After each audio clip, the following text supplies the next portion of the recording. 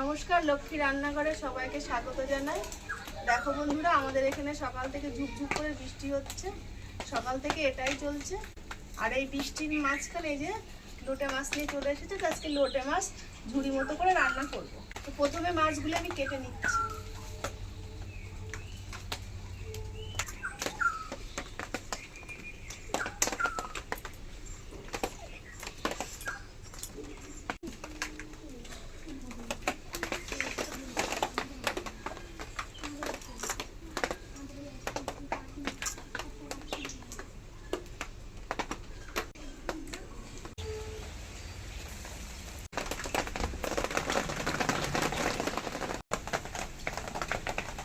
এখানে 1 কিলো লোটে মাছ ছিল। তো মাছগুলি সব কাটা হয়ে গেছে। এবার মাছগুলো ধুয়ে নেব।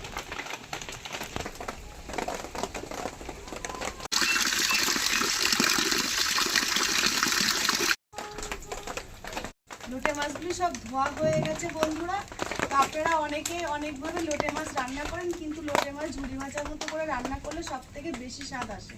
লোটে মাছে কিন্তু প্রচুর পরিমাণে জল থাকে। এই যে জল ছেঁকতে দিয়েছি, তবুর জন্য জল জল লাগছে। তো প্রথমে এবার উনুন ধরিয়ে আমি অল্প পরিমাণে একটু উষ্ণ উষ্ণ গরম জল করে নেব। উনুন ধরে গেছে, এবার কড়াই বসিয়ে দিচ্ছি। কড়াইতে এবার জল দিয়ে দেব। বন্ধুরা, আমার এই রান্নাগুলি যদি আপনাদের ভালো লেগে থাকে, আমার চ্যানেলটিকে সাবস্ক্রাইব করে একটি লাইক দিয়ে চ্যানেলটির সাথে থাকবেন। তো প্রায় উষ্ণ উষ্ণ জল গরম হয়ে গেছে। জলটা এবার একটা গামলায় নামিয়ে নেব।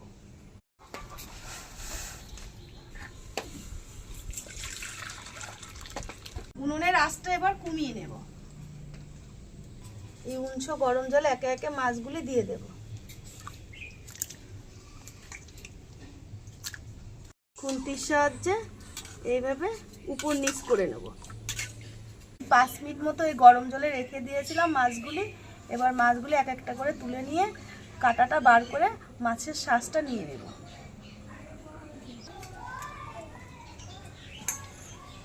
এই যে লোটে মাছের কাঁটা, এই কাঁটা থেকে আমি শ্বাসটা বার করে নিচ্ছি এইভাবে।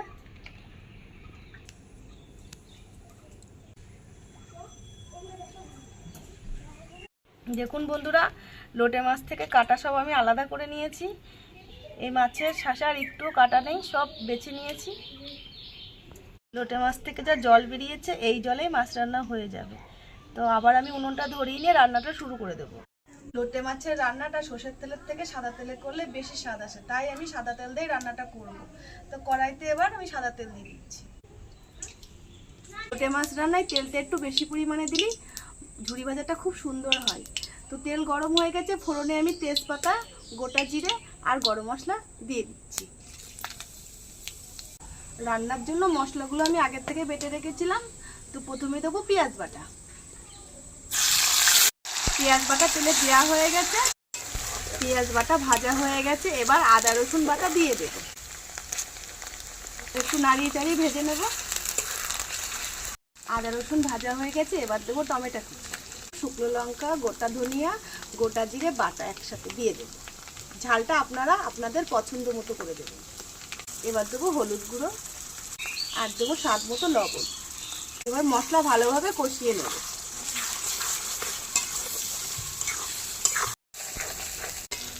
মাংসর মতো করে মশলা আমি কষিয়ে নিয়েছি। দেখুন বন্ধুরা, তেলটাও ছাড়তে শুরু করে দিয়েছে। এবার যে লোটে মাছগুলো ছাড়িয়ে রেখেছিলাম কাটা থেকে, ওই মাছগুলো এবার এই কষানো মশলার মধ্যে দিয়ে দেব।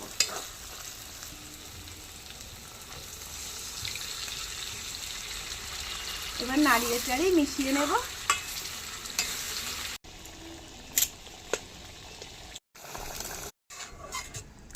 নাড়িয়ে চাড়িয়ে মিশিয়ে নিয়েছি। এবার উনুনে জালটা দিতে থাকবো, রান্নাটা তাড়াতাড়ি হয়ে যায়। দেখো বন্ধুরা, লোটে মাছ থেকে তেল ছাড়তে শুরু করে দিয়েছে। যে জল বেরিয়েছিল সে জল সব টেনে নিয়েছে। তেল ছাড়তে শুরু করে দিয়েছে। আর কিছু সময় উনুনে রাখবো। তো এবার আমি এখানে ধনেপাতা কুচি দিয়ে দেব। আমি পরিমাণ মতো ধনে কুচি পাতা ছড়িয়ে দিচ্ছি। নাড়িয়ে চাড়িয়ে নেব। ধনেপাতা দেওয়ার পরে বেশ কিছুক্ষণ আমি উনুনে রেখেছিলাম। তো সাইডে দেখো বন্ধুরা, তেলের জন্য বুজবুজ বেরোচ্ছে। তো লোটে মাছের ঝুড়ি ভাজা হয়ে গেছে। এবার নামিয়ে নেব।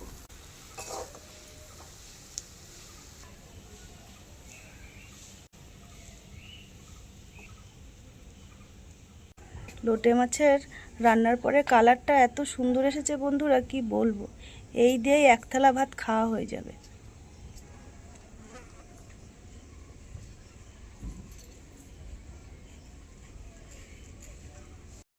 বন্ধুরা, আমরা লোটে মাছ কম বেশি সবাই খেতে খুব পছন্দ করি।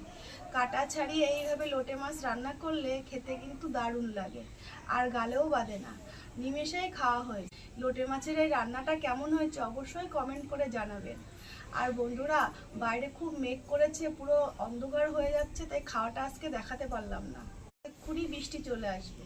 তো আজকের মতো এই পর্যন্ত রান্নার ভিডিও। আবার একটা নতুন ভিডিও নিয়ে আপনাদের সামনে চলে আসবো। আর আমার সঙ্গে এতক্ষণ থাকার জন্য আপনাদেরকে অসংখ্য ধন্যবাদ। ভালো থাকবেন আমার নতুন বন্ধু, আমার পুরনো বন্ধু, সবাই অনেক অনেক ভালো থাকবেন। সবার জন্য অনেক ভালোবাসা রইল।